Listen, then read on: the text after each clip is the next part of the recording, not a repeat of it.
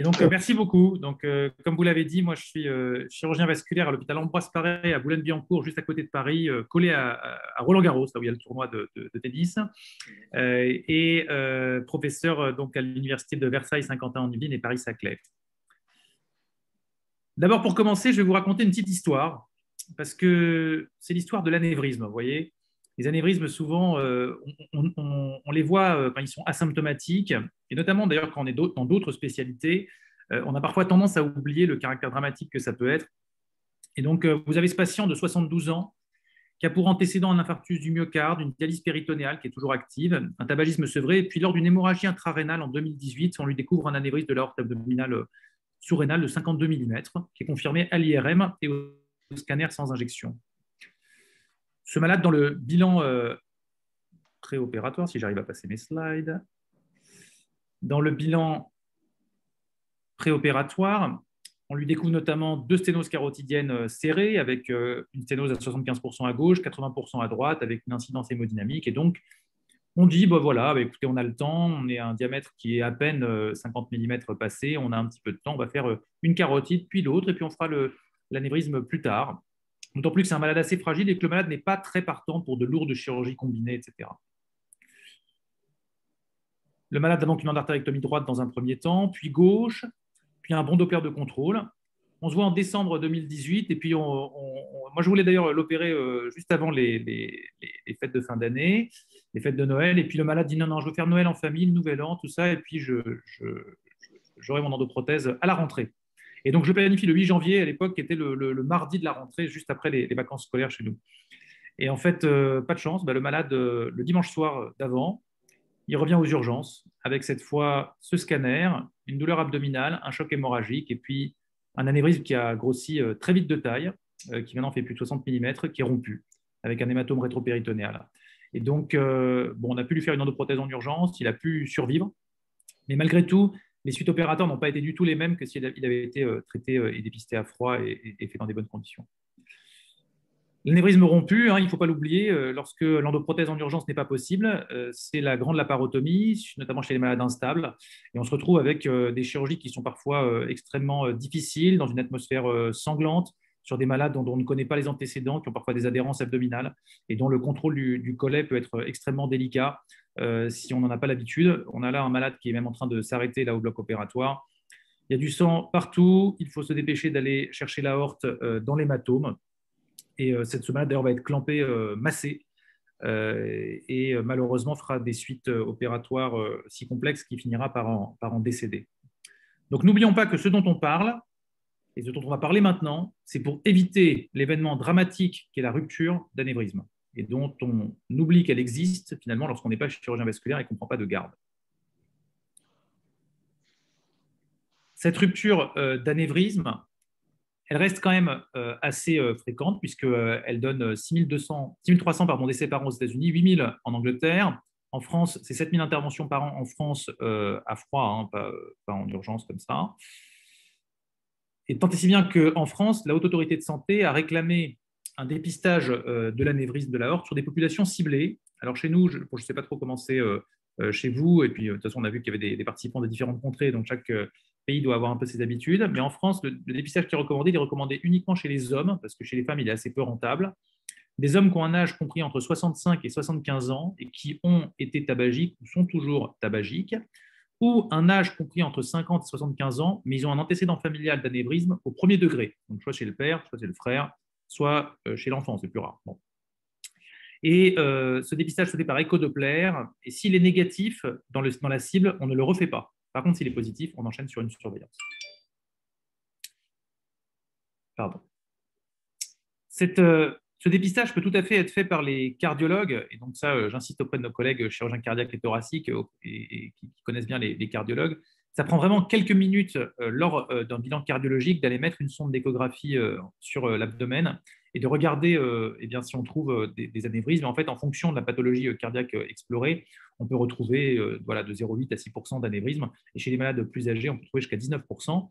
Alors, ils ne sont pas tous à opérer, ils ne sont pas tous de diamètre critique, mais ça permet de lancer des surveillances et de dépister des malades avant la rupture. notamment chez les malades coronariens, hein, on a un taux quand même assez élevé d'anévrisme, vous voyez 8,4%, donc c'est important quand on pense à toute la quantité de malades qui ont des angioplasties coronaires ou des pontages coronaires, eh bien on va se retrouver avec des taux quand même très élevés d'anévrisme qu'il faut dépister, qui la plupart du temps vont être traités dans un second temps après le dépistage de la maladie coronarienne et son traitement, mais ça souligne quand même la rentabilité du dépistage sur ce terrain. Il faut aussi penser à dépister les anévrismes synchrones et métachrones chez les malades qui ont déjà eu ou chez qui on découvre un anévrisme.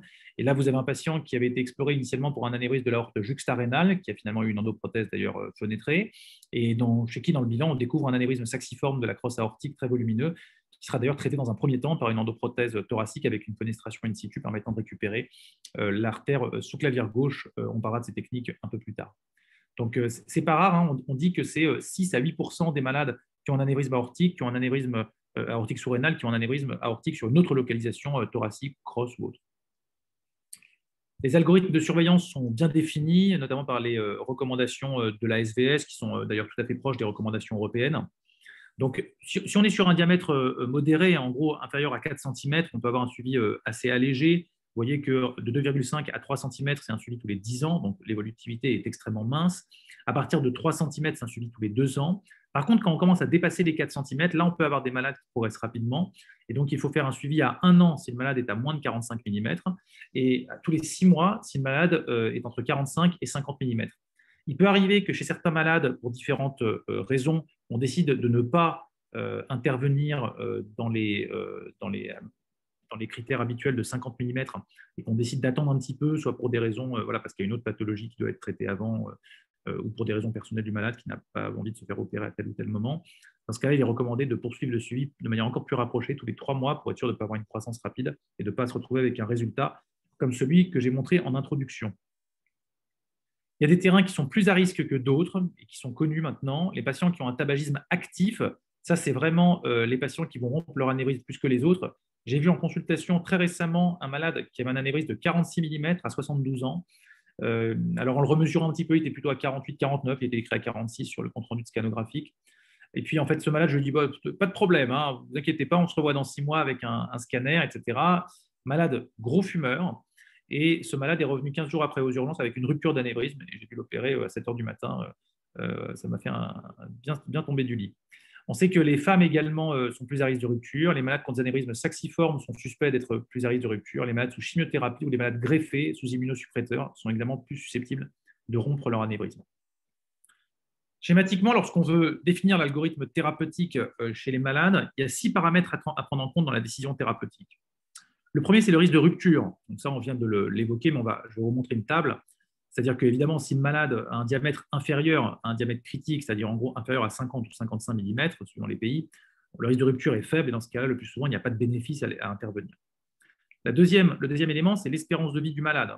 Parce que si le malade a à court terme une comorbidité qui va le faire mourir, il a un cancer évolutif ou un cancer dont on ne connaît pas l'étendue, par exemple, ou une autre pathologie qui risque de menacer sa vie à court terme, il faut peut-être tout simplement ne pas l'opérer, ou en tout cas reconsidérer les choses lorsque la maladie sera considérée comme curable. En France, il est recommandé de n'opérer aucun malade qui a moins de 2 ans d'espérance de vie, et même pas, que ce soit par une endoprothèse ou par de la chirurgie. Il y a l'anatomie de l'anévrisme qui va être un élément très important puisque c'est elle qui va conditionner le fait de savoir si le malade peut être traité par une technique endoluminale ou par chirurgie. Il y a le risque opératoire du malade qu'on peut évaluer de différentes façons, mais c'est en gros tout le bilan préopératoire qui permettra d'affirmer si le malade peut supporter telle ou telle intervention. Il y a l'expérience de l'équipe également qui peut rentrer en ligne de compte, puisque par exemple, certaines équipes ont quand même plus d'expertise avec la chirurgie ouverte ou avec l'endovasculaire.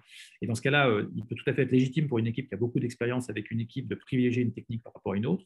Et enfin, il y a les préférences du malade.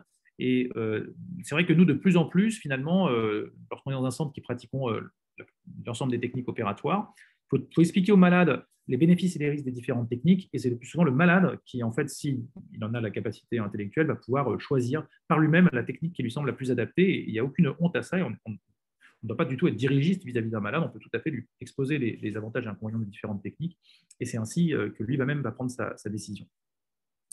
Les 2 éléments vraiment les plus critiques quand même dans la décision, ça reste l'anatomie de l'anévrisme et le risque opératoire. Le risque de rupture, il a bien été défini par différentes études d'histoire naturelle, puis repris après dans les anciennes guidelines américaines. Schématiquement, vous n'avez quasiment aucun risque de rupture en dessous de 4 cm. Il y a quelques malades qui vont rompre leur anévrisme entre 4 et 5 cm, mais le risque est quand même relativement faible et à l'échelon statistique général, ça ne justifie pas un traitement préventif lorsque l'anévrisme est inférieur à 50 mm. À partir de 50 mm, on a un point de bascule avec un risque de rupture dans l'année qui schématiquement est autour de 8 à 10%. Bon, après, c'est 3 à 15 dans la littérature, comme ça au sens large, mais en gros, nous, ce qu'on leur dit, c'est 8 à 10%. Puis à partir de 6 cm, les chiffres s'envolent. 10-20% de rupture dans l'année, 7-8 cm, vous êtes à 20 à 40% de rupture dans l'année, au-delà de 8 cm, vous êtes à plus de 50% dans l'année. Donc là, évidemment, la décision opératoire ne fait aucun doute. L'espérance de vie des patients atteints d'anévrisme n'est pas normale. Ce n'est pas l'espérance de vie de la population générale. Il y a eu des tables également qui ont été parfaitement établies dans différents papiers et dans différents registres. Il faut savoir quand même qu'un malade donc, de 60 ans qui a un anévrisme, son espérance de vie, elle est en gros de 12 ans si c'est un homme et de 14 ans si c'est une femme, donc très inférieure à la population générale. Et puis, à l'inverse, si le malade est déjà très âgé, et bien finalement, son espérance de vie n'est pas si mauvaise, parce que le fait qu'il soit arrivé jusque-là, ça justifie peut-être d'un état général qui est tout à fait bon. Et donc, vous voyez qu'un malade de plus de 85 ans qui a un anévrisme, ce n'est pas forcément un malade qu'il faut laisser tomber ou qu'il faut dire qu'il n'y a pas de traitement nécessaire, puisque bon, finalement, un homme peut vivre encore 4 ans et une femme 5 ans statistiquement. Alors, quelle technique opératoire on peut choisir? Il y a deux grandes techniques opératoires qui sont la chirurgie ouverte, qu'on va appeler open, et de l'autre côté de l'écran, l'endoprothèse aortique, qu'on va appeler EVAR, pour endovasculaire aortic repair. Et il y a des techniques plus marginales qu'on pratique dans certains centres, et notamment chez nous, qui sont la celliochirurgie ou la robochirurgie, la chirurgie robotique, qui schématiquement consiste à faire une chirurgie identique à la chirurgie open, mais par des mini-incisions et pour éviter donc les risques à long terme d'éventration et d'occlusion surbride après ce genre d'intervention. La chirurgie ouverte, je ne vais pas rentrer dans les détails de la chirurgie ouverte parce qu'elle est bien connue, bien décrite. C'est la chirurgie de mise à plat greffe. Elle se fait par laparotomie qui peut être médiane ou transversale ou par une lombotomie le plus souvent centrée sur la 11e côte. On peut parfois remonter la lombotomie sur la 10e côte si on a besoin d'un clampage suprarénal ou d'un geste un petit peu plus compliqué. L'intervention va consister en un clampage aortique, une mise à plat de l'anévrisme, une évacuation du thrombus, dans lequel on peut faire une bactériologie parce que la plupart de ces thrombus sont contaminés par des microbes et des germes faiblement pathogènes. Ça ne veut pas dire que l'anévrisme est infecté, par contre, ils sont parfois contaminés et ça peut servir quand même si le malade développe un syndrome septique post-opératoire. On sait que si on fait des bactériologies systématiques sur les thrombus, on trouve 60% à peu près de malades qui ont une bactériologie positive.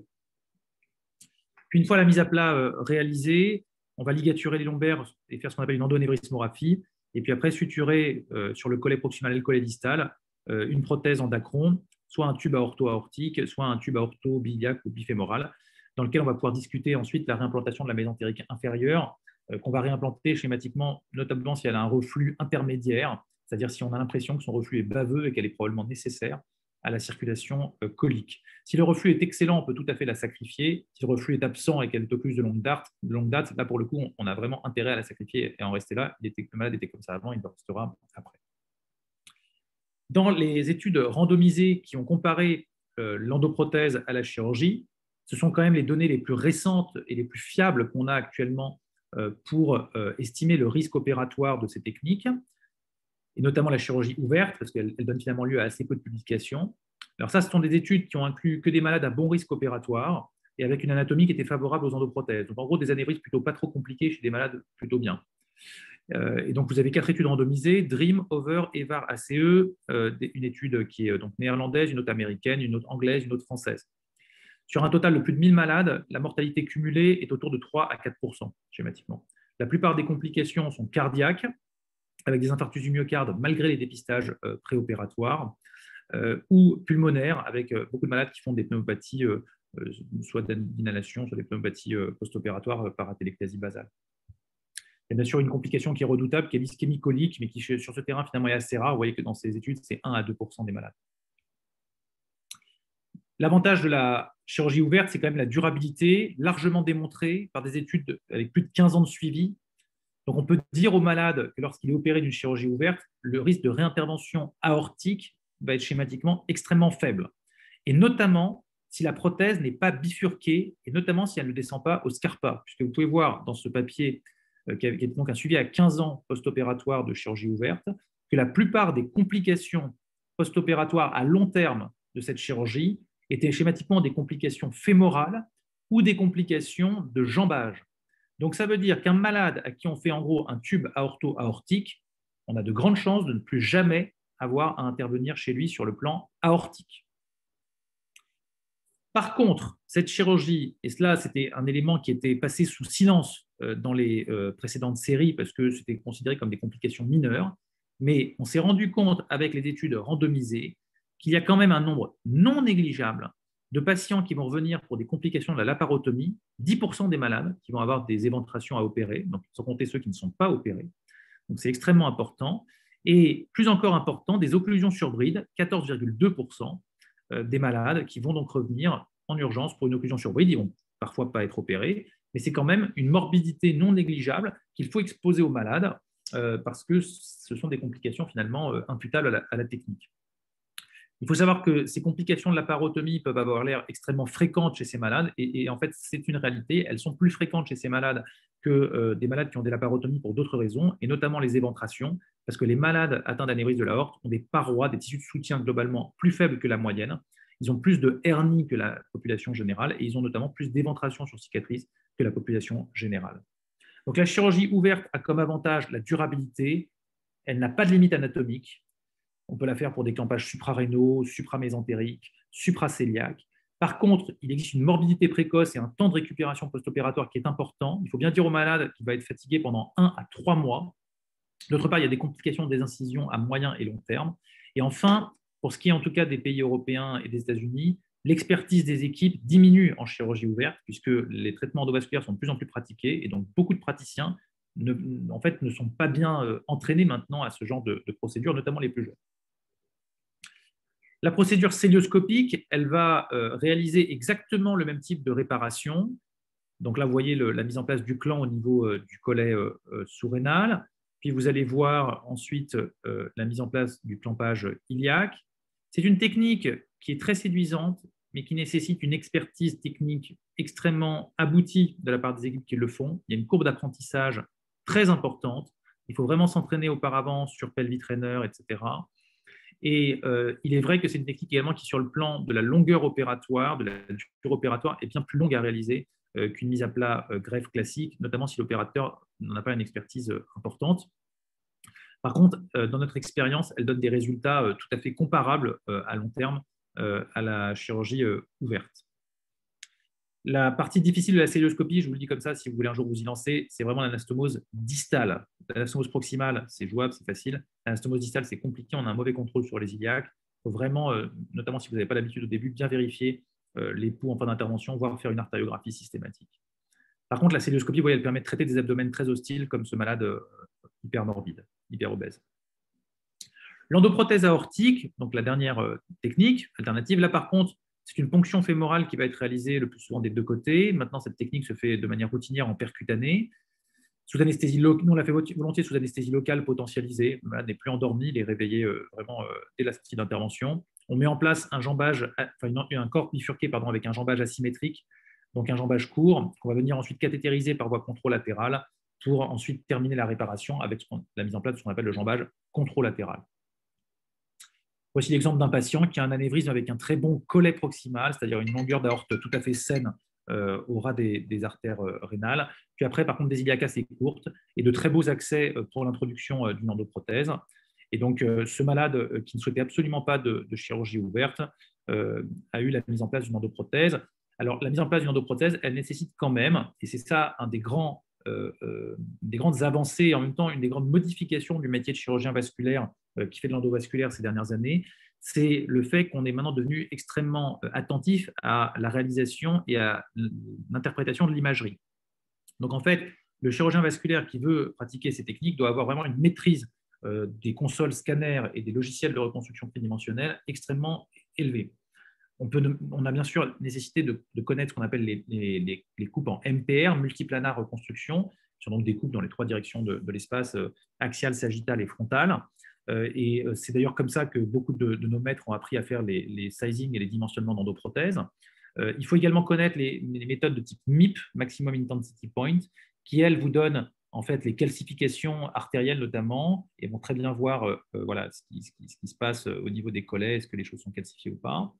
Et puis, il faut connaître bien sûr les reconstructions tridimensionnelles qui, là, vous allez voir chez ce malade, met en évidence vraiment, si on ne l'avait pas vu sur les coupes axiales, des iliaques extrêmement tortueuses qui vont rendre très compliqué la montée de l'endoprothèse.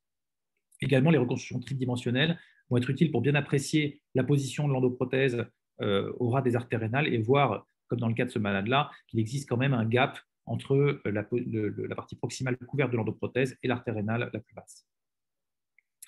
Toujours suivant les logiciels de reconstruction, on va réaliser de plus en plus ce qu'on appelle une ligne centrale de flux, c'est-à-dire créer une ligne qui passe en tout point par le centre de la lumière circulante pour aller vraiment mesurer en tout point les dimensions aortiques et planifier la pose de l'endoprothèse. Donc la ligne centrale de flux, vous pouvez le voir ici, vous voyez, c'est une ligne, c'est le point rouge, qui passe en tout point par le centre de la lumière et qui en fait va nous permettre comme ça de dérouler ensuite l'aorte et de faire des coupes le long de cette ligne. Voilà ensuite ce qu'on en retire. Là, c'est un logiciel qui est assez accessible, qui s'appelle EndoSize, qui est un logiciel un des moins chers du marché, qui est celui que j'ai sur mon ordinateur d'ailleurs, et qui permet comme ça de faire, vous voyez, en tout point, des coupes transverses à l'anévrisme, et donc à bien voir les diamètres aortiques et iliaques vrais, en fait, les diamètres axiaux, perpendiculaires en tout point. Ensuite, une fois qu'on a réalisé ces techniques d'analyse d'image en ligne centrale, on va volontiers poursuivre par ce qu'on appelle une stretch view, c'est-à-dire le fait de dérouler l'aorte complètement, et puis en fait de pouvoir faire des mesures extrêmement précises, extrêmement simples, en ligne droite, entre l'artère rénale la plus basse, la bifurcation aortique, l'artère rénale la plus basse, la bifurcation iliaque gauche, la bifurcation iliaque droite, etc. etc., etc.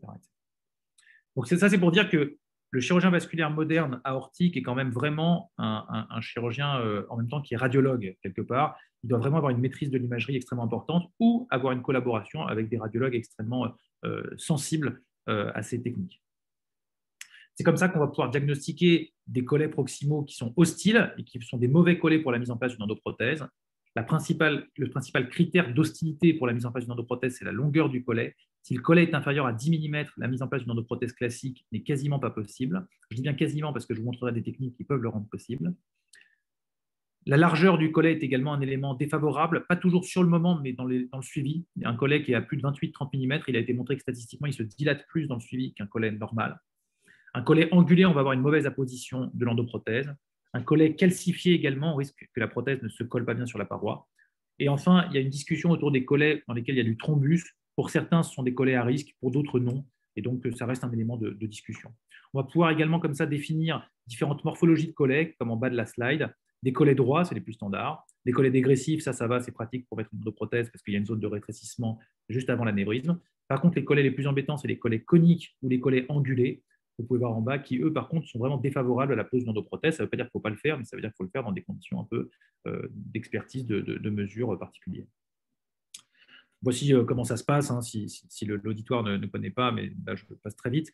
Donc, on introduit une sonde pigtail d'un côté, on va faire une artériographie, repérer les artères rénales, puis on va céder des marqueurs radio-opaques sur l'endoprothèse, qu'on voit ici, pour aller larguer un système bifurqué asymétrique. Vous voyez ici le jambage controlatéral. Vous voyez ici que le jambage ipsilatéral n'est pas encore déployé. Et puis, on va venir ensuite par le côté droit pénétrer et cathétériser le jambage controlatéral, comme c'est le cas ici, pour ensuite mettre en place un jambage de complément après avoir repéré la bifurcation ilio-hypogastrique. Et donc, on met en place ensuite ce jambage-là. Puis, on va mettre ensuite en place, selon les cas, parfois un jambage de complément ipsilatéral, toujours après avoir repéré la bifurcation ilio-hypogastrique. Et ensuite, on réalise voilà, des clichés finaux dont on a l'impression comme ça que l'endoprothèse est bien déployée. Et on va ensuite, par la suite, déployer comme ça, faire une artériographie finale. Là, vous allez voir ici que l'endoprothèse est bien déployée. Par contre, on voit sur le temps tardif une petite endophyte de type 2 par la mésentérique inférieure. Il y a une question sur le chat, là, je n'ai pas bien vu. Oh, pardon. Ce n'est pas grave, cher Raphaël, je pense que vous pouvez continuer. On va laisser les questions pour la fin. Ok, ça marche. Très bien.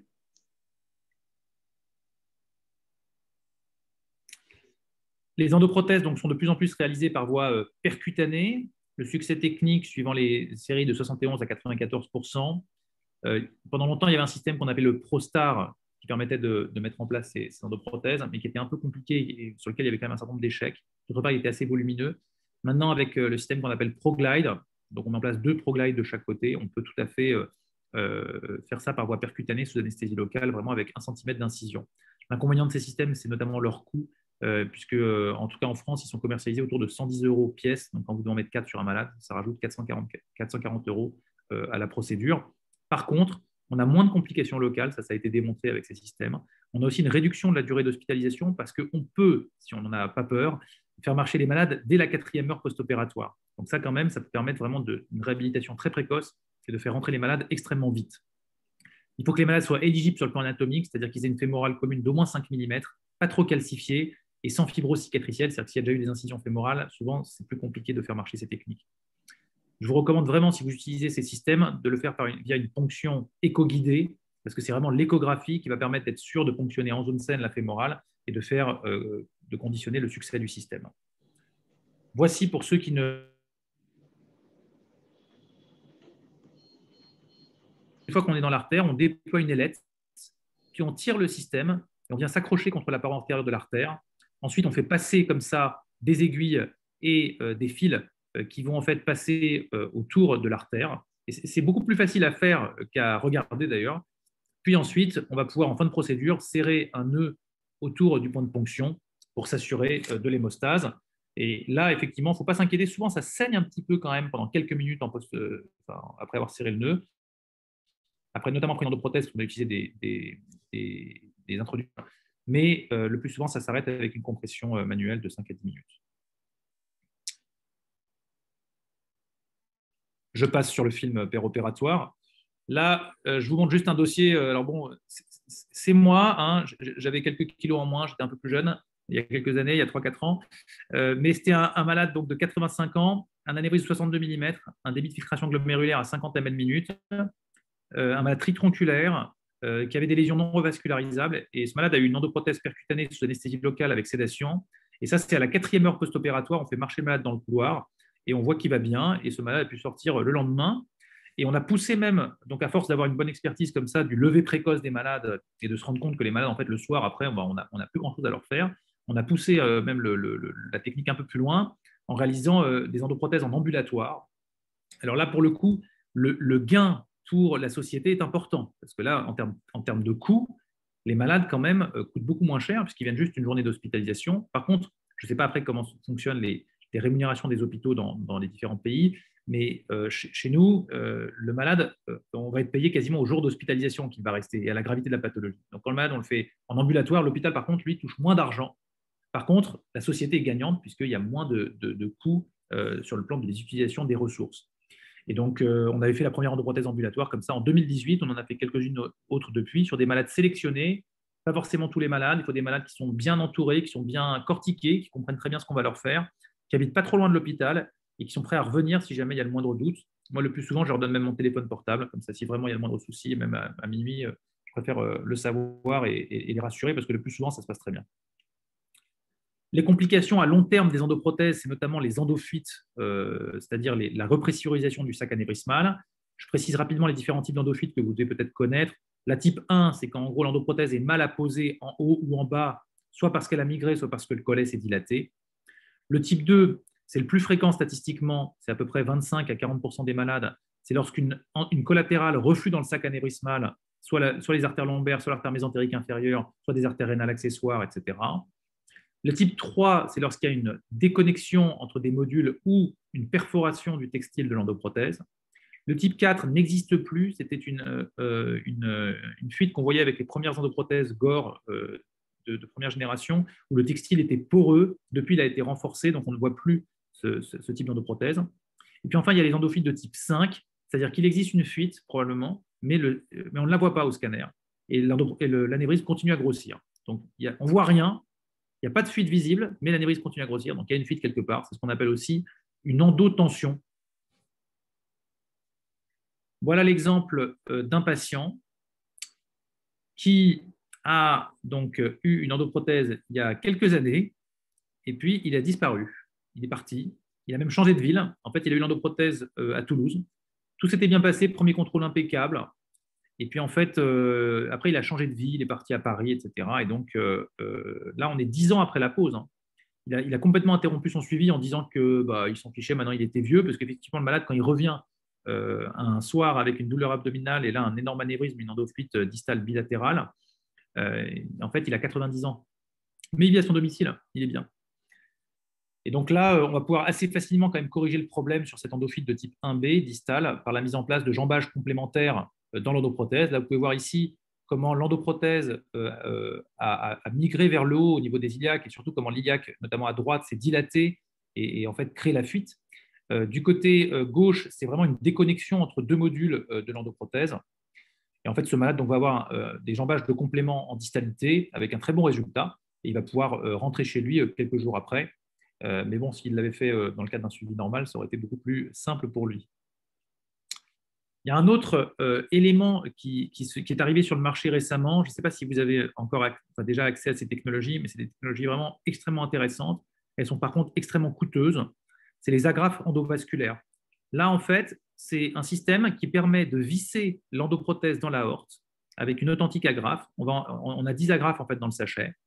Et on a un introducteur orientable qui va nous permettre de venir et de vraiment se mettre au contact de l'endoprothèse et de visser, puis de tourner, de visser, et comme ça, dans les différents points cardinaux et dans les différents points horaires. Et en fait, ce système qu'on appelle le système Aptus permet de poser des endoprothèses pour des collets beaucoup plus courts, jusqu'à 4 mm de long, endoprothèse standard. Par contre, ce système a un coût non négligeable parce qu'il est de l'ordre de 5 000 €. Voilà l'exemple d'un vissage. Alors, la slide n'est pas de moi, mais j'aurais pu vous montrer de chez nous. C'est vraiment très ludique à faire. Hein. C'est très rigolo, c'est très facile, sincèrement. Ça ne présente aucune difficulté. On se met juste sous les marqueurs de l'endoprothèse. Et puis, une fois qu'on a bien le contact de l'endoprothèse, on visse la vis à travers la paroi. Au début, ça fait bizarre. On a l'impression qu'on va perforer la horte, etc. Mais pas du tout. Il n'y a quasiment pas de cas de complications de cet ordre-là qui ont été décrits. Et voilà comment on peut, comme ça, fixer une endoprothèse sur des collets compliqués. Ou alors, là, je vous donne l'exemple d'un de nos malades qui avait un anévrisme donc, juxtarénal, qui démarre vraiment très, très peu après les rénales, 6 cm, je crois, de tête comme ça, avec en plus un composant iliaque de chaque côté. Et ce malade, malheureusement, a une anatomie défavorable pour la mise en place d'une endoprothèse classique, mais également pour la mise en place d'une endoprothèse fenêtrée. Je vais vous montrer quelques exemples après. Puisqu'il a 2 artères rénales qui naissent extrêmement proches et c'est assez compliqué de faire 2 fenêtres très proches comme ça pour une endoprothèse fenêtrée. Et ça, comme ça, des deux côtés. Vous voyez, il y a une bifurcation aussi précoce du côté gauche. Il a donc une longueur de collet de 8 mm, une endoprothèse fenêtrée impossible.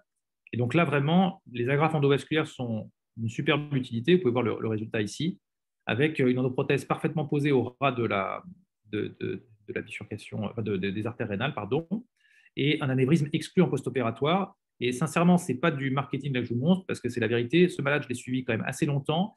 Et son dernier scanner de contrôle, regardez l'anévrisme, comment il est. Il y a quasiment plus d'anévrisme. Il fait maintenant 4 cm, chose comme ça, de diamètre. Et on a des taux de régression du sac avec ces systèmes qui sont extrêmement élevés. Et ça a été bien démontré d'ailleurs dans la littérature. On a probablement là vraiment une apposition de la prothèse au niveau proximal qui est parfaite. Donc les endoprothèses aortiques, en conclusion, le positif, c'est qu'on peut les faire en percutané, sous anesthésie locale, même si besoin. Il n'y a pas de clampage aortique, il n'y a pas de laparotomie. On peut même les faire, dans certains cas sélectionnés, en ambulatoire. Par contre, il y a des endophytes, des réinterventions dans le suivi. Ce n'est pas négligeable. C'est de l'ordre de 15 à 20% des malades qui auront besoin de réintervention dans les 5 ans, le plus souvent par voie endovasculaire. Et donc, il faut bien insister avec les malades qu'il peut y avoir des réinterventions. Et donc, le suivi est absolument nécessaire avec ces techniques. Le risque opératoire, lui, on va l'évaluer de différentes façons. Dans les recommandations des autorités françaises, les patients à haut risque opératoire, c'est-à-dire les patients chez qui il faut faire une endoprothèse si on le peut, ce sont les patients suivants, plus de 80 ans, des patients avec une coronaropathie qui ont un test de stress positif et donc peut revasculariser les lésions, des patients qui ont une FEVG inférieure à 40%, des patients qui ont une insuffisance cardiaque clinique, des patients qui ont un rétrécissement aortique non opérable, une insuffisance rénale chronique, respiratoire ou rénale chronique sévère, et un abdomen hostile ou avec de l'acide.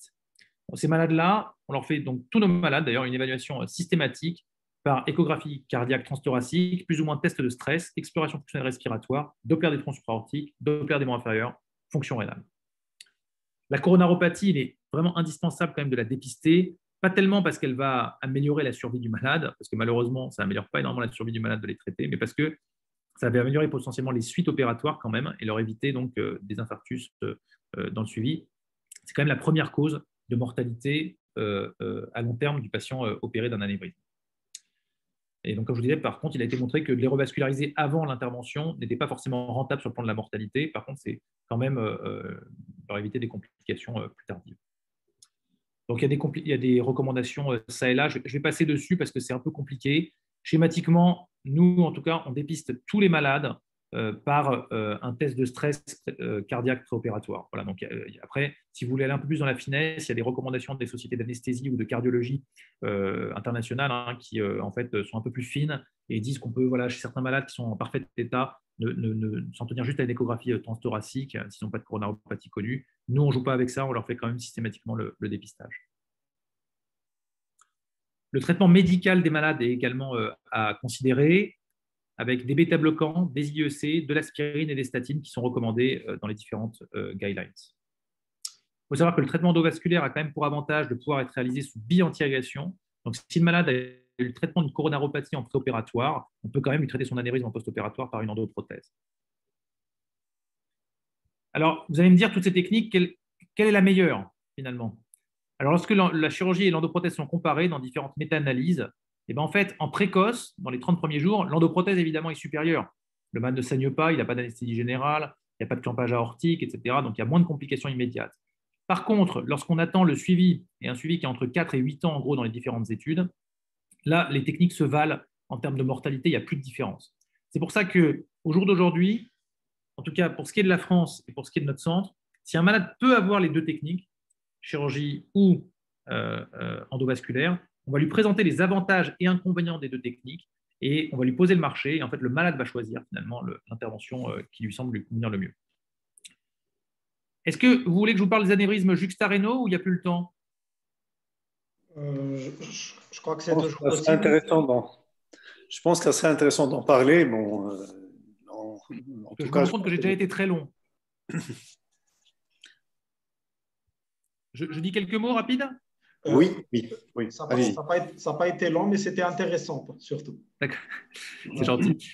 Lorsque il n'y a pas de collet sous-rénal, en gros un collet extrêmement court, donc je vous disais inférieur à 10 mm, on va discuter donc des techniques qui vont permettre de conserver la perfusion rénale pour remonter la zone d'ancrage de l'endoprothèse. Les deux techniques principales en fait, qu'on décrit dans la littérature et qui sont largement commentées, c'est la mise en place d'une endoprothèse fenêtrée du commerce, fenêtrée sur mesure, qui est le plus souvent donc, fait par une société. En gros, il y en a aujourd'hui deux en France, c'est Cook et Vascutech, Terumo. Il y en a une troisième qui est en train d'arriver qui s'appelle Jotech. Et donc, c'est des endoprothèses vraiment faites sur mesure avec des trous pour les artères cibles et dans lesquelles on va stabiliser ensuite par des stents. Il y a également des endoprothèses en cheminée, en périscope ou en sandwich qu'on appelle les SHIMS, c'est-à-dire des endoprothèses qu'on va mettre en regard des artères rénales, mais on va préserver les ostias par la mise en place de stents mis en parallèle. Les endoprothèses fenêtrées du commerce, elles nécessitent vraiment des critères anatomiques stricts.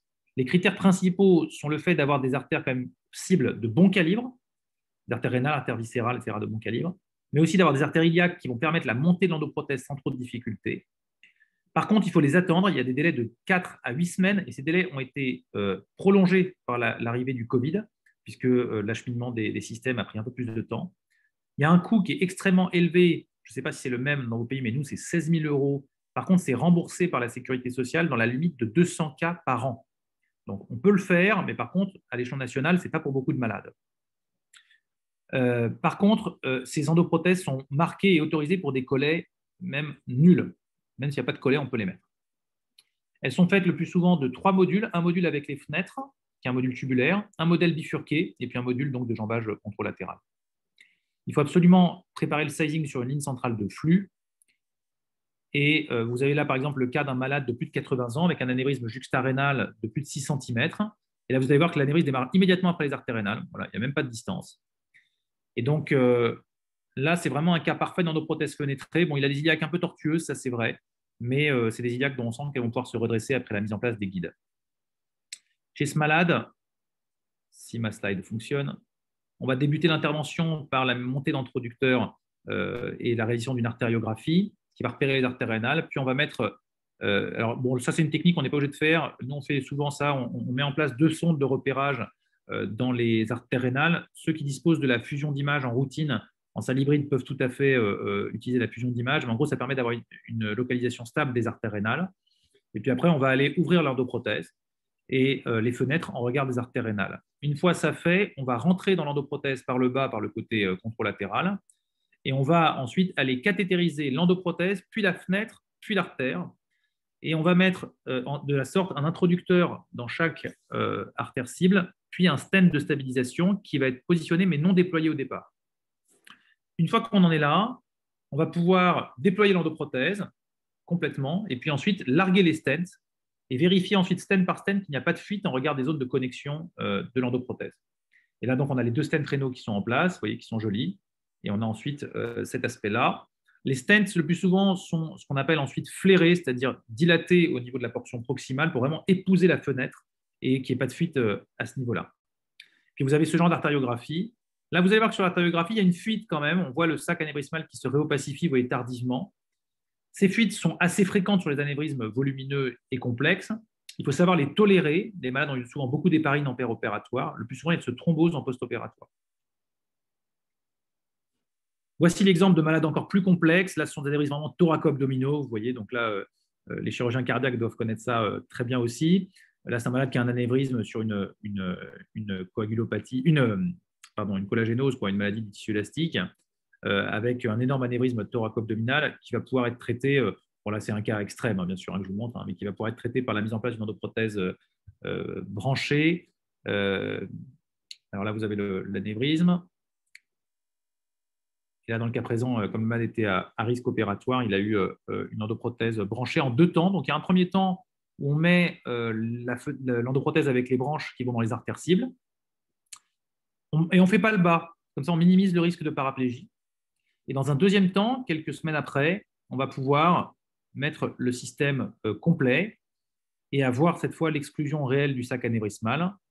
Dans ce deuxième temps, là, le risque de paraplégie existe, mais il est quand même moindre quand les procédures sont stagées, c'est-à-dire quand elles sont faites en 2 temps. Et puis, même, c'est mieux pour les équipes et pour les malades parce que c'est sincèrement moins lourd. Donc là, voilà, on a une très belle reconstruction. Bon, là, c'est un cas extrême, hein, tous les malades ne sont pas comme ça, mais il faut savoir que les endoprothèses branchées, quand même, voilà, rendent des services. Et notamment, il y a maintenant des endoprothèses branchées prêtes à l'emploi qu'on peut mettre dans les anévrismes thoraco-abdominaux qui, en gros, correspondent à la plupart des anatomies. L'autre technique, c'est les endoprothèses en cheminée. J'en dirai donc juste quelques mots pour le principe opératoire. Vous avez donc là une endoprothèse qui va remonter en regard des artères rénales avec 2 stents en parallèle dans les artères rénales. Là, c'est une technique qui permet de traiter des collets jusqu'à 2 mm de long. C'est une technique qui est assez complexe à réaliser. Je pourrais vous faire un topo entier dessus si vous voulez, parce que j'aime beaucoup cette technique et j'ai déjà des topos tout prêts pour une prochaine fois. Mais honnêtement, c'est une technique quand même qui est difficile. Voilà, ça veut dire par là, il ne faut pas croire que c'est plus facile qu'une endoprothèse fenêtrée parce qu'il n'y a pas les fenêtres, etc. C'est quand même pas tout à fait simple d'aller vraiment mettre en place l'endoprothèse avec les stents en parallèle. Et puis, cette endoprothèse, le sizing préopératoire est très important. Il faut prendre des endoprothèses qui sont plus larges que d'habitude pour que vraiment l'endoprothèse aille épouser la forme des stents et faire l'étanchéité en haut. Parce que sinon, vous allez avoir des fuites par ce qu'on appelle les gutters, les gouttières, qui sont entre les stents et l'endoprothèse. Notre algorithme décisionnel aujourd'hui est le suivant, et on l'avait publié dans Annals of Vascular Surgery en 2012, mais il est quasiment toujours valide, en gros. Si le malade est à bon risque opératoire et qu'il a une bonne anatomie, on peut lui faire à ce moment-là toutes les techniques opératoires, endoprothèse, chirurgie, célioscopie. Dans ce cas-là, on va regarder l'espérance de vie du malade. Est-ce qu'il n'a pas une comorbidité mortelle dans les 5 ans? On va lui demander sa préférence entre les techniques. En gros, est-ce que vous préférez une technique qui est à risque immédiat, mais après vous êtes tranquille pour très longtemps? Ou est-ce que vous préférez une technique qui n'a pas de risque immédiat? Vous allez rentrer chez vous très rapidement, vous allez bien vous en remettre. Par contre, dans les 5 ans, vous allez avoir 20% en gros de réintervention potentiellement, le plus souvent endovasculaire, mais quand même 20%.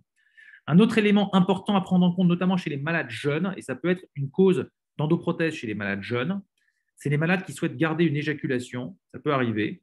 Des fois, des malades qui ont 50, 60 ans, qui ont une compagne plus jeune, par exemple. Ils peuvent même avoir encore des fois des projets d'enfants.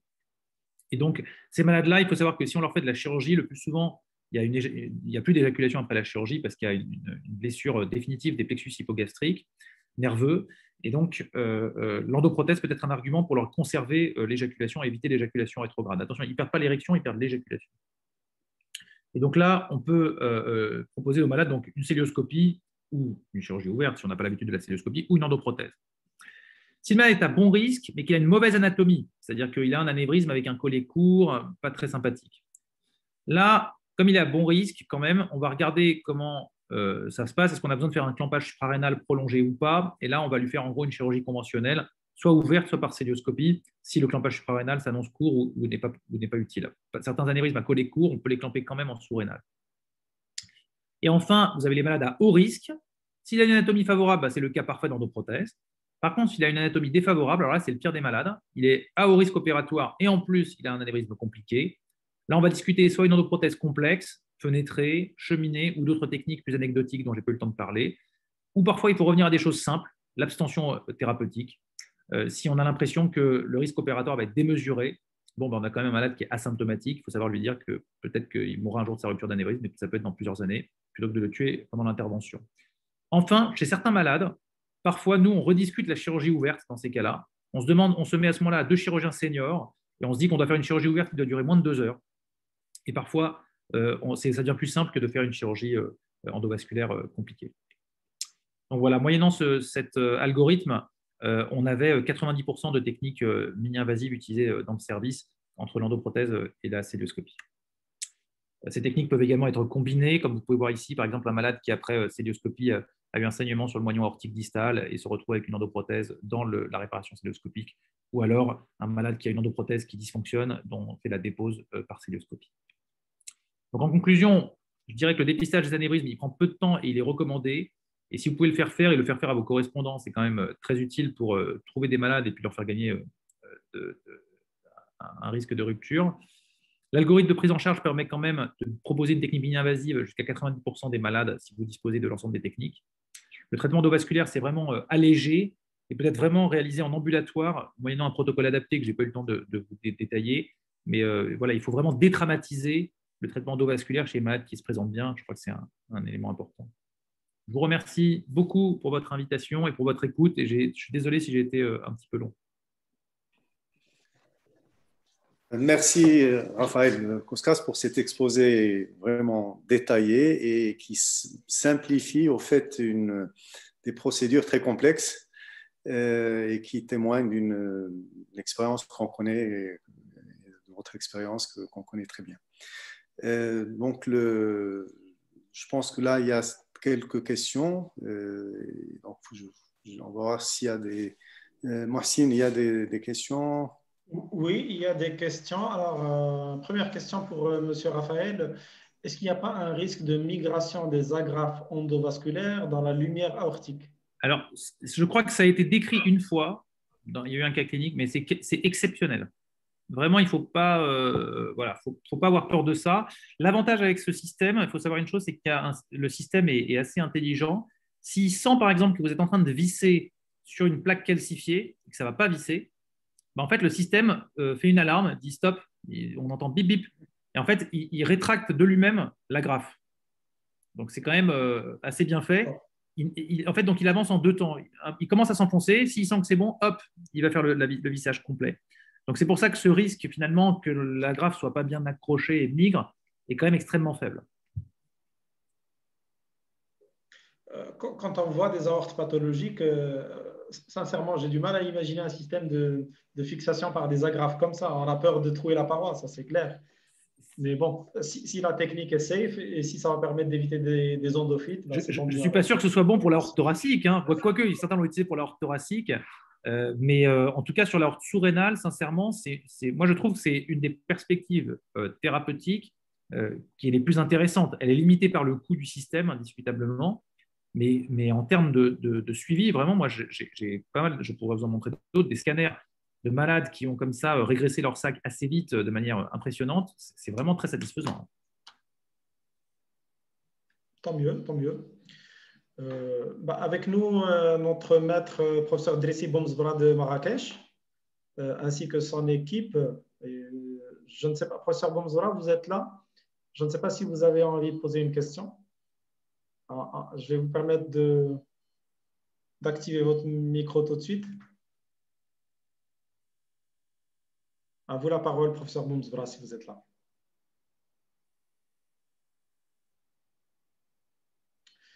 en attendant que notre maître, professeur Boumzbra, active son micro, moi, ce qui m'a interpellé dans votre présentation, qui est tout simplement magnifique, elle est magistrale, elle résume un peu toute la prise en charge de la pathologie de l'aorte abdominale et de façon très claire et schématique. Ce qui m'a interpellé, c'est la présence donc, de bactéries au niveau du thrombus.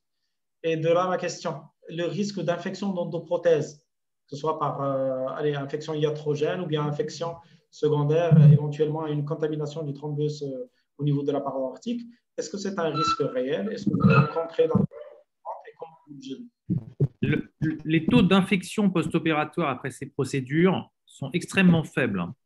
Après une endoprothèse aortique, le taux d'infection dans la littérature, il est de 0,1 à 0,3%, il est vraiment extrêmement faible. Après chirurgie ouverte, il est un peu plus important, mais s'il n'y a pas d'incision qui descend en fémorale, le plus souvent, le taux d'infection il est inférieur à 1%. S'il y a une incision fémorale, ça peut être un peu plus important parce qu'il y a des désunions de Scarpa, etc., qui peuvent générer des infections de prothèses, mais qui sont le plus souvent localisées au niveau de la fémorale.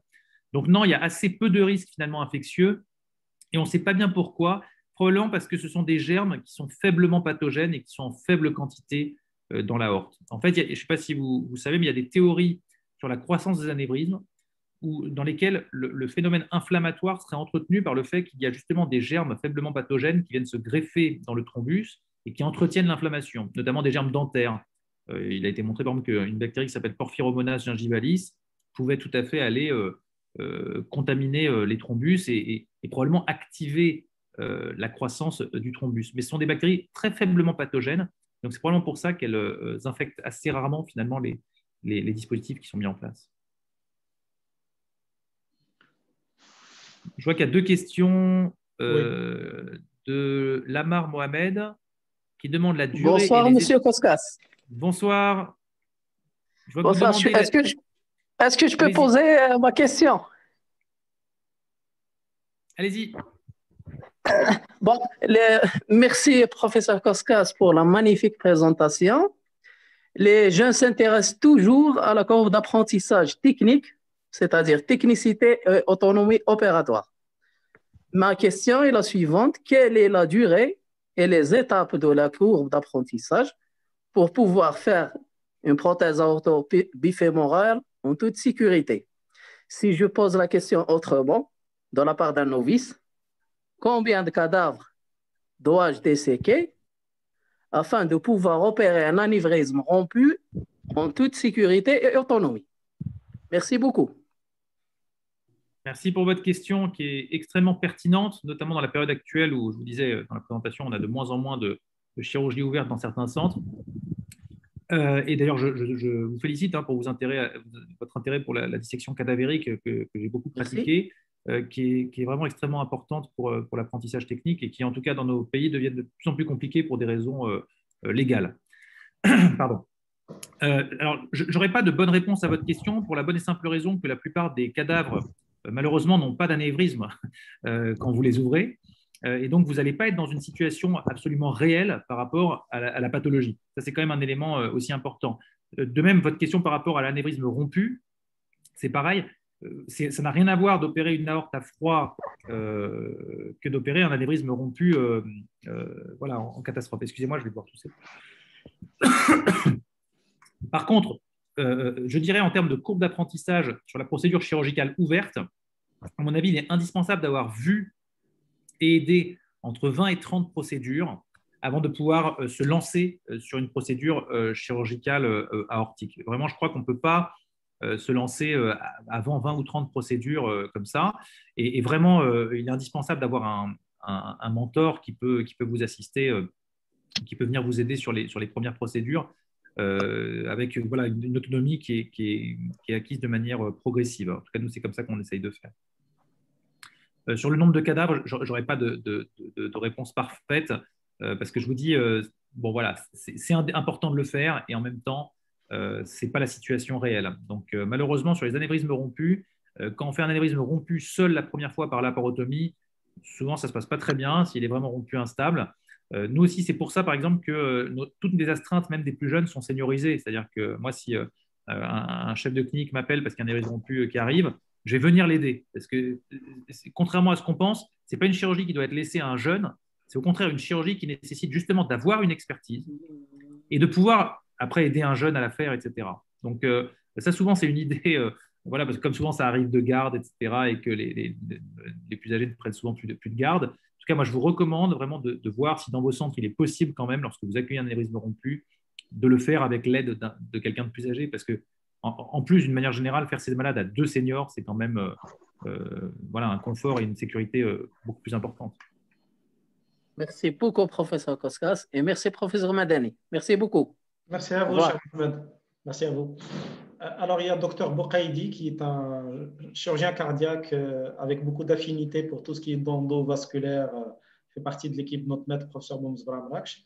Il a une question à poser, peut-être en direct, Dr Boukaïdi.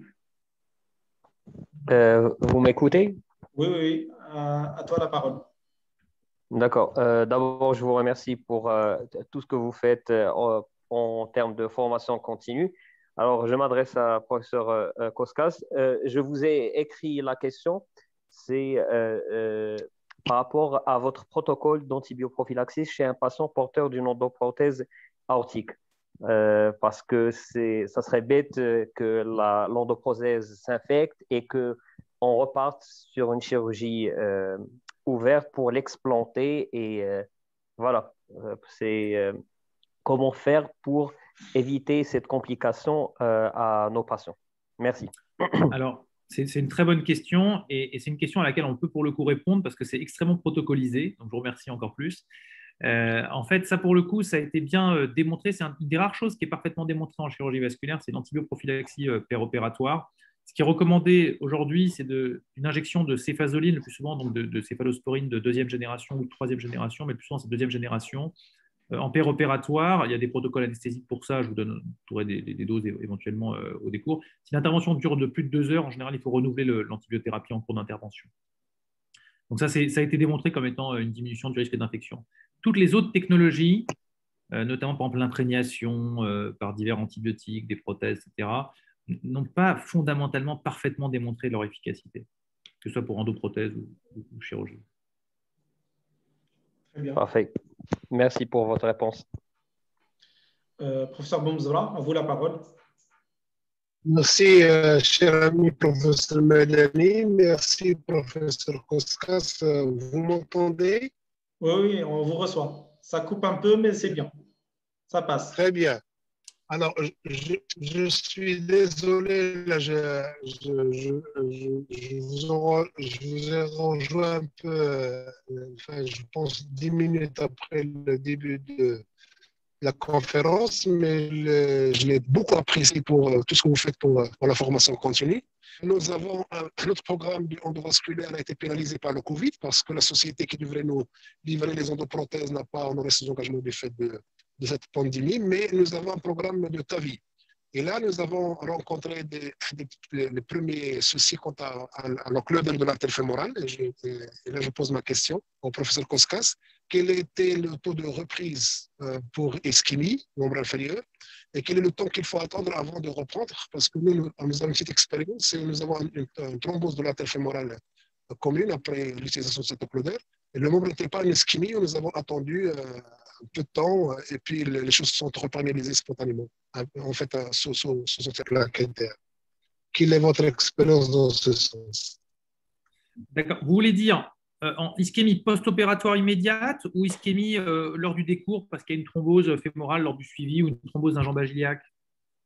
Alors, c'est en post-opératoire immédiat quand on constate qu'il n'y a pas de pouls et que probablement le risque parce que notre patient n'était pas en ischémie, donc on n'a pas intervenu, mais le fait de ne pas percevoir l'opératoire, c'est inquiétant. Tout à fait. Alors, bon, ça c'est vrai que c'est une situation qui n'est pas rare hein, de se rendre compte en fin d'intervention qu'il manque tel ou tel pouls. Un élément fondamental, bon, j'imagine que vous le faites, mais c'est vrai que moi, je le redis et je le répète à chaque semestre d'interne, etc. Tout malade qui doit être opéré d'une aorte doit avoir une palpation des pouls préopératoire au bloc opératoire avant de mettre les champs pour exactement être sûr de quel pouls il a avant l'intervention et qu'il n'a pas après. Parce que ça, c'est tout bête, mais combien de fois, moi, j'ai soulevé les champs, je n'ai pas trouvé de pouls, et puis personne n'était capable de me dire si les pouls avaient été pris en préopératoire, etc. Bon, ça, c'est la première chose, ça semble évident, mais c'est vrai qu'il faut le faire. D'autre part, il faut se méfier également des malades qui ont des anévrismes poplités associés, parce que ce n'est pas rare, c'est à peu près 10% des malades, et il n'est pas rare d'avoir une thrombose anévrisme poplité post-opératoire, notamment chez les malades pour un anévrisme poplité qui n'a pas été dépisté. C'est pourquoi, de manière systématique, il faut vraiment avoir un échodoppler préopératoire pour être sûr qu'il n'y a pas d'anévrisme poplité chez ces malades-là qui seraient susceptibles de se thromboser en post-opératoire. Enfin, lorsque vous avez une thrombose post-opératoire, bon, la meilleure façon quand même de ne pas en avoir, c'est de vérifier par une artériographie en fin de procédure que les choses passent bien. Ça peut arriver qu'on ait une ischémie sur les systèmes de fermeture percutanée parce qu'il bascule une plaque ou autre. Moi, dans ce cas-là, si je m'en rends compte en péropératoire ou en enlevant les champs en fin d'intervention, et je corrige le problème sur la table opératoire immédiatement. Je ne laisse pas les choses évoluer parce que voilà, je trouve qu'après, on peut partir dans des complications voilà, déraisonnables. Après c'est différent. Si on s'en rend compte vraiment en post-opératoire, le malade est déjà réveillé, etc., là, c'est vraiment la tolérance clinique qui va guider la prise en charge. Si le malade, schématiquement, n'a pas de déficit moteur, on va le laisser sous anticoagulant et puis voir un peu l'évolution. S'il commence à avoir un déficit moteur, là, il vaut mieux le reprendre très rapidement pour désobstruer. Très bien, merci. Merci. Alors, professeur Koskas, on va vous retenir encore un petit moment parce qu'il y a une assistance assez curieuse. Alors, je vais lire une question qui est posée dans le chat, après les félicitations, bien sûr, de la qualité du topo. Alors, la question est la suivante. Quelle est votre attitude devant la persistance d'une endophyte type 2 après 2 contrôles scanners? D'accord. Alors, l'endophyte de type 2 par elle-même n'est pas forcément source d'échec du traitement. Donc, en fait, la persistance seule de l'endophyte, au jour d'aujourd'hui, ne doit pas être considérée, selon moi et selon d'autres recommandations, comme une indication de réintervention. On ne réintervient que si on voit une croissance du sac qui est associée. Donc, si vous avez une croissance du sac anévrismal, le plus souvent une croissance sensible, c'est-à-dire d'au moins 4-5 mm, à ce moment-là, là oui, on va réintervenir. Et après, le type de réintervention va vraiment dépendre, en gros, de la fuite. Si c'est une endophyte de type 2 parfaitement identifiée par une mésentérique inférieure, par exemple, vraiment l'embolisation va très bien fonctionner. Si c'est une endophyte qui n'est pas bien identifiée, il est vrai que parfois, si le malade peut le tolérer, il vaut mieux aller assez rapidement à une mise à plat du sac, qui est une intervention qui est assez simple, finalement. On n'a pas besoin de clamper l'aorte, hein, et qui va permettre de régler le problème et au moins d'arrêter de le surveiller par des scanners très rapprochés. Parce qu'il faut voir aussi, moi, je ne sais pas quelle expérience vous avez, mais moi, les malades, honnêtement, quand je leur dis qu'il y a une endophyte de type 2, une fois, 2 fois, 3 fois, 4 fois, 5 fois, je ne suis pas sûr que ça grossit, etc. À la fin, il y a en fait. Et donc, parfois, c'est vrai qu'on finit par aller à la mise à plat du sac ou à l'embolisation vraiment de toutes les collatérales pour les débarrasser de cette histoire, quoi. D'accord, très bien, c'est clair. Alors, il y a toujours le même spectateur. Une autre question. Que pensez-vous des procédures EVA proposées pour des collets supérieurs très angulés de plus de 90 degrés? On a parlé tout à l'heure des critères d'éligibilité. Bon, c'est vrai que honnêtement, normalement, au-delà de 60-70 degrés, déjà, les endoprothèses, ça devient compliqué en termes d'apposition. Plus de 90 degrés, normalement, je dirais que ce n'est pas recommandé. Sincèrement, ce n'est pas ce qu'il faut faire. Après, il nous est arrivé dans des cas d'urgence, chez des malades très fragiles ou très âgés, d'utiliser quand même des endoprothèses dans ce cadre-là. Il faut savoir qu'il y aura déjà un premier problème qui va être la montée de l'endoprothèse à travers le collet. Chez ces malades-là, il faut systématiquement prévoir d'avoir un accès par le membre supérieur dans le champ pour pouvoir faire ce qu'on appelle un téléphérique fémoro-axillaire ou fémoro-huméral pour pouvoir stabiliser la montée de l'endoprothèse et vraiment parvenir à passer la coudure. Ça, c'est la première chose. La deuxième chose, c'est qu'il faut vraiment faire attention à la position de la prothèse quand on va la larguer parce qu'elle peut tout à fait couvrir une artère rénale si vraiment voilà, à 90 degrés, ce n'est pas fait pour ça. Par contre, il y a une endoprothèse qui est en train d'arriver qui s'appelle l'endoprothèse conformable de chez Gore. C'est une nouvelle endoprothèse qui a un nez mobile, c'est-à-dire que vous allez pouvoir incliner la partie haute de l'endoprothèse dans le collet. Alors, je crois qu'il y a des limites. Je ne suis pas sûr que ce soit pour des prothèses de plus de 90 degrés, des collets de 90 degrés. Par contre, pour les collets entre 60 et 90, c'est une endoprothèse qui s'annonce très intéressante parce qu'elle va pouvoir vraiment épouser la forme du collet et se déployer un peu à la demande. Donc, nous, elle existe déjà, mais elle n'est pas encore remboursée. Donc, on attend un petit peu le remboursement pour l'utiliser de manière plus large et ça devrait arriver assez prochainement. Donc, voilà, je peux juste vous dire que ce n'est pas très recommandé, que la chirurgie, quand même, dans ces collets-là, il faut vraiment la rediscuter parce que c'est vrai que les angulations, c'est quand même une des difficultés majeures non résolues des endoprothèses aujourd'hui. Après, on a quelques moyens quand même pour s'en sortir. Très bien, bah, tant mieux. La technologie accompagne la médecine et c'est ce qui permet donc aux praticiens d'accomplir des prouesses, mais surtout de sauver des vies. Alors, il y a une autre question parmi l'audience par rapport au rythme de suivi clinique et radiologique chez les patients ayant bénéficié d'une endoprothèse aortique, selon votre protocole, bien entendu. Alors, le protocole classique, on va dire, c'est angioscanner à 1 mois, angioscanner à 6 mois, et après, on voit.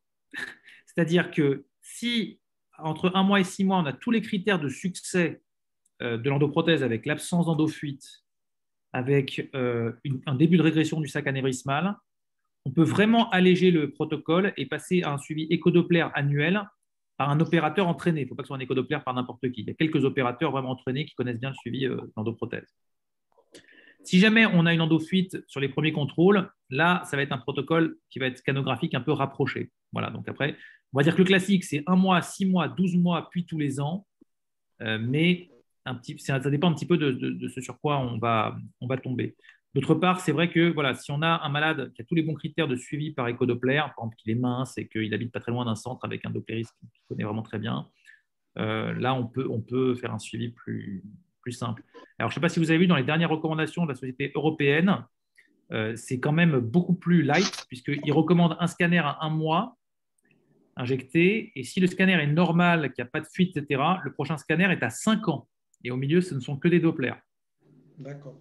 Donc ça, c'est quand même intéressant, et on peut s'en servir même comme base un peu médico-légale si vous avez un stress avec un malade. En tout cas, il y a quand même une recommandation européenne qui est très permissive sur le suivi. Je ne suis pas sûr qu'elle soit foncièrement hyper démontrée et hyper bonne, mais en tout cas, elle peut légitimer un suivi par échodoplaire assez facilement chez les malades qui ont un bon premier scanner post-opératoire. Très bien, bah, c'est intéressant à connaître. Professeur Msnaoui, vous êtes toujours là. Vous avez une grande expérience dans la pathologie de l'aorte à partager certainement. En grande expérience, non. Ben, je te remercie déjà pour les mots gentils. Bon, mais ça témoigne déjà du. Il y a déjà, disons, le lien familial explique un petit peu certaines choses. Oui, mais je suis resté objectif quand même. Non. Alors, moi, disons, pour les anévrismes de l'aorte abdominale sous-rénale, je ne sais pas si mes collègues maghrébins partagent le même point de vue. On a l'impression que c'est beaucoup moins fréquent qu'en Europe. Et puis, on n'en voit pas vraiment beaucoup. On a peut-être dans le service une trentaine de cas par an, donc ce n'est pas énorme. On a une expérience qui n'est pas très importante de l'endovasculaire, des traitements EVA. Peut-être une dizaine de cas par an. C'est ce que d'ailleurs notre hôpital nous autorise à faire en termes de budget. Et généralement, on sélectionne nos cas, donc ça ne se passe pas trop mal. Et donc, il y a déjà cette limitation en termes d'incidence et puis la limitation en termes d'accès aux procédures de l'hôpital. Mais pour les dizaines de cas actuellement, bon, ça s'est passé sans gros soucis. Alors, il y a peut-être des aspects un peu particuliers de pathologie inflammatoire, en particulier des B7 et des anévrismes dans le cadre de la maladie de B7 qu'on a traités. On avait des soucis et des risques en termes d'évolutivité des points d'accès et tout ça, mais avec la prise en charge par les internistes, généralement, ça se passe sans grand problème. Donc, c'est justement cette limitation en termes de collets et tout ça. Il y a les prothèses fenêtrées et branchées, on n'en a aucune expérience. On a une petite expérience en termes de fenestration faite pratiquement sur des prothèses normales, mais surtout pour la crosse et tout ça. Mais je n'ai jamais essayé pour disons pour l'aorte sous-rénale. Je ne sais pas si Raphaël a une expérience. Bon, donc, je ne sais pas si on peut se permettre de faire ça sur des aortes sous-rénales aussi, mais on l'a fait pour la crosse d'aorte dans des situations un peu particulières avec d'excellents résultats. Donc, voilà. Merci pour votre commentaire. Alors, et votre expérience qui est très intéressante. Alors oui, c'est vrai que je ne sais pas pourquoi il y a cette différence d'incidence entre les différents pays. Probablement des composants génétiques, probablement des composants liés au mode de vie. Je ne sais pas si le tabagisme est très répandu, je ne sais pas. Après, il y a probablement certainement une composante génétique. Hein. On sait bien qu'il y a des familles d'anévrismes, etc. Peut-être qu'on en a plus en Europe que chez vous, c'est possible. Concernant les prothèses fenêtrées sur table, moi j'en ai une bonne expérience, que j'ai fait mes premières c'était en 2010 ou en 2011.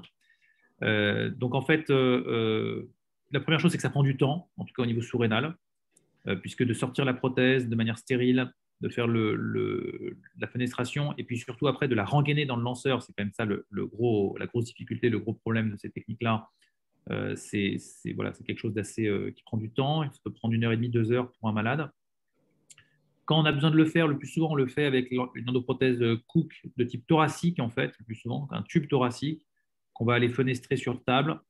Et après, il y a toute une technique qui a été bien décrite en fait dans des papiers de Gustavo Oderich que je pourrais vous partager si vous voulez, mais dans lesquels il explique bien comment faire des lacets de rétrécissement postérieur pour la prothèse pour qu'on puisse la tourner si jamais on n'est pas parfaitement en face des ostias cibles. Mais c'est des papiers qui sont accessibles. Hein. C'est la littérature de Gustavo Oderich il y a quelques années. Il y a eu plusieurs papiers comme ça. Au niveau de la crosse aussi, on a une expérience. Alors, plus cette fois avec l'endoprothèse de chez Medtronic, l'ancienne endoprothèse thoracique, pas la nouvelle Navion, l'ancienne, qui est tout à fait propice à la mise en place de fenêtres sur mesure, enfin, sur table. Quelqu'un en France qui a une très grande expertise de ça, c'est le professeur Ludovic Cano de Montpellier, qui est venu m'expliquer la technique quelques fois chez nous. C'est une technique qui est vraiment très intéressante. D'ailleurs, il l'a vachement simplifié. C'est une superbe technique. Alors après, ça prend du temps. Il y a un peu plus d'aléas, c'est sûr. On est dans le off-label. C'est-à-dire que si on a un problème et qu'on est attaqué, c'est un peu notre responsabilité quand même qui est engagée. Mais je trouve que c'est des techniques qui, dans certains cas sélectionnés ou inaccessibles à d'autres techniques, sont des bonnes techniques à leur place. Je ne sais pas si vous êtes toujours concentré, professeur Koskas. On vous a posé des questions comme ça en vrac. Il n'y a pas eu un ordre précis. Et si vous permettez, moi, j'ai deux petites questions, si vous permettez. Alors, la première elle est toute simple. C'est par rapport au taux de conversion, bien de reconversion. Et on commence par une procédure endovasculaire. On est à quel risque de se convertir à une laparotomie? D'accord. En péropératoire? En péropératoire, oui. Alors, je vous laisse répondre. Oui, si vous voulez. Nous, aujourd'hui, sur une endoprothèse standard, honnêtement, je dirais 0. Hein. Sincèrement, c'est prétentieux peut-être de dire ça, mais sincèrement, je n'ai pas le souvenir d'une conversion péropératoire chirurgicale d'endoprothèse depuis au moins 7-8 ans, avec les systèmes actuels, l'imagerie actuelle qu'on a pour préparer les procédures. Et même quand on a des problèmes assez sérieux, finalement, péropératoires divers et variés, on arrive à s'en sortir quand même d'une manière ou d'une autre.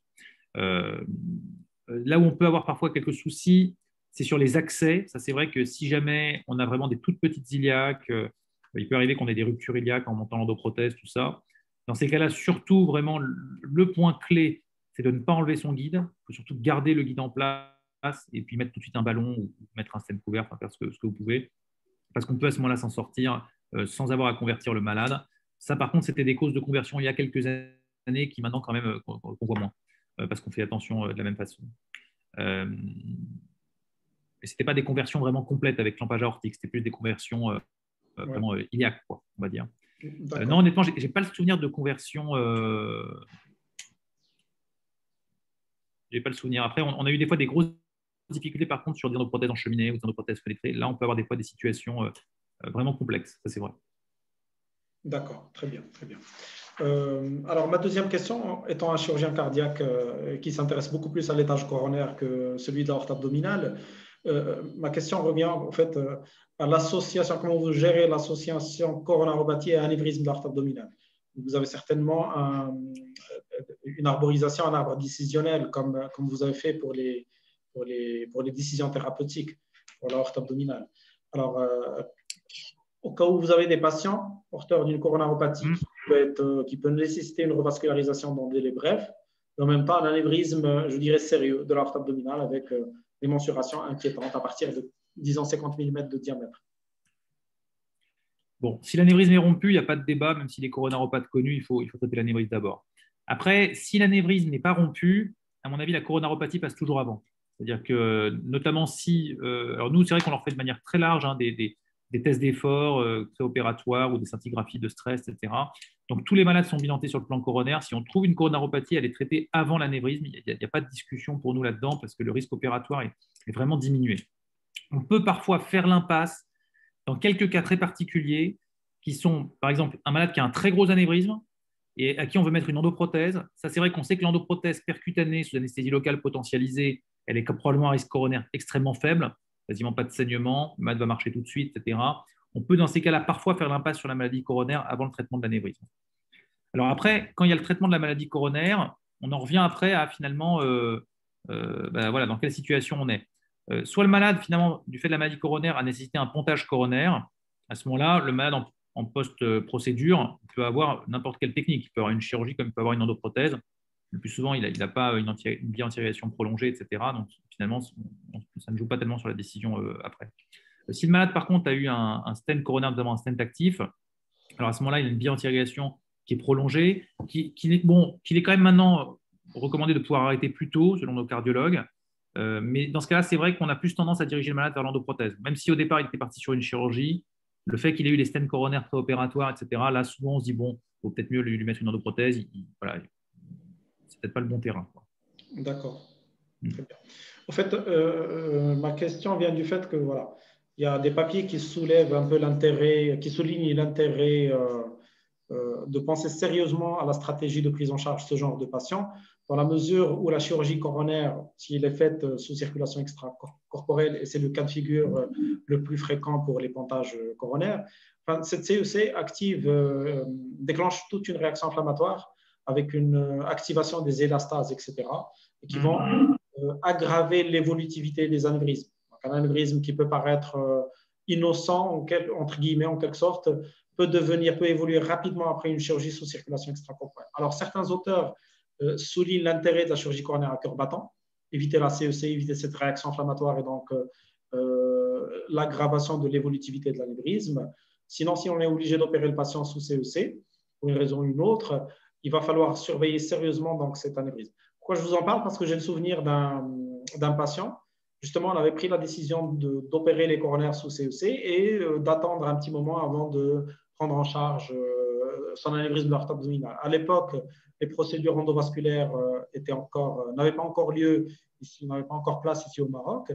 Et malheureusement, le patient est décédé dans le mois suivant la chirurgie coronaire d'une rupture de son anévrisme abdominal. Donc, c'est une association qui n'est pas du tout anodine. Et à mon sens, voilà, c'est des patients qui méritent une attention vraiment particulière. Tout à fait. Alors après, je ne sais pas si vous faites, nous, on a quelques centres où ils font parfois de la chirurgie combinée. Moi, je trouve que c'est un peu lourd quand même, mais bon. Ah ouais, des fois, ils font les coronaires et après, hop, à la fin, on va faire la mise à plat de l'anévrisme. De point de vue anesthésique et réanimation, c'est certainement, moi, je parle sous le contrôle des anesthésistes, mais c'est très lourd de faire une sternotomie et puis tout de suite après une laparotomie. Donc, les complications respiratoires sont inévitables à ce moment-là. Je crois que l'avènement de l'endovasculaire va permettre de prendre en charge ces patients avec beaucoup de sécurité et avec beaucoup de bons résultats. Ouais, ce qu'il ne faut pas non plus dramatiser dans l'endovasculaire, ça c'est important aussi, c'est-à-dire que les gens disent oui, il y a beaucoup de retouches, etc. C'est vrai, mais pour passer un cap, c'est quand même toujours une technique qui est utile. Il a été quand même bien montré maintenant par plusieurs séries sur les conversions après endoprothèse, conversions chirurgicales à long terme, pour une endofuite, pour une infection ou autre, que si la conversion était faite à froid, pas en urgence, pas dans un contexte, donc un malade bien surveillé, qu'il faut convertir parce que voilà, finalement, il n'y a plus le choix, etc. On pouvait tout à fait à ce moment-là avoir des résultats qui étaient quasi équivalents à la chirurgie froide standard d'une mise à plat greffe. En tout cas, vraiment très peu éloignés. Donc c'est vrai qu'il ne faut pas dramatiser non plus la conversion plus tard. Le malade peut tout à fait avoir une endoprothèse à l'instant T parce que c'est la technique la plus adaptée, parce qu'il sort d'une chirurgie coronaire lourde, etc. Et dans 5 ans, avoir une conversion et avoir une chirurgie ouverte, notamment si vous avez mis en place une endoprothèse sans stent suprarénal d'accroche, parce que ça, bon, il y a différents modèles. Si vous avez une endoprothèse de type Gore ou Terumo Vascutech, là, il n'y a pas de stent suprarénal, on peut clamper le malade quasiment en sous-rénal et tirer l'endoprothèse sans trop de difficultés. Très bien, très bien. Professeur Msnaoui? Donc, il n'y a plus de questions dans la salle. Je ne sais pas si vous avez un commentaire à faire encore. Enfin, j'ai à remercier le professeur Raphaël Koskas pour il a partagé avec nous son expérience et puis il a actualisé toutes les données. Merci au nom de toute l'audience. Et puis au plaisir de vous recevoir un autre jour sur un autre thème. On a déjà noté un thème et puis on verra. On essaiera d'organiser des choses prochainement, Inch'Allah. Ok, donc s'il n'y a plus de questions, je pense qu'on peut... On peut clôturer alors la session. À mon tour de vous remercier, professeur Koskas, au nom du bureau de la Tangier Heart and Vascular Academy, dont fait partie bien sûr professeur Mesnaoui. C'est notre parrain. Il s'occupe du volet pédagogique de la chirurgie vasculaire. Voilà. Et puis, au nom bien entendu du public ici présent. Merci beaucoup et à très bientôt sur une nouvelle thématique. Comme le professeur Mesnaoui l'a souligné, il y a déjà un thème, mais bon, on va le garder dans le secret. Ça suscite la curiosité de notre public. Et on va se dire, tiens, à très bientôt. Je vous remercie énormément pour l'invitation, pour l'intérêt, pour vos questions, pour l'organisation. Professeur Madani, également professeur El-Mesnaoui, également les participants. Vraiment, j'ai été très touché d'être là. Moi, j'ai une maman qui vient du Maroc, hein, donc vous savez, quand je reçois une invitation du Maroc, ça me touche toujours. Hein. Ah ben, on abusera alors. Donc voilà. Merci beaucoup. Bonne soirée à tous et à très bientôt, j'espère. À bientôt. À bientôt. Au plaisir. Au revoir. Merci à notre cher public.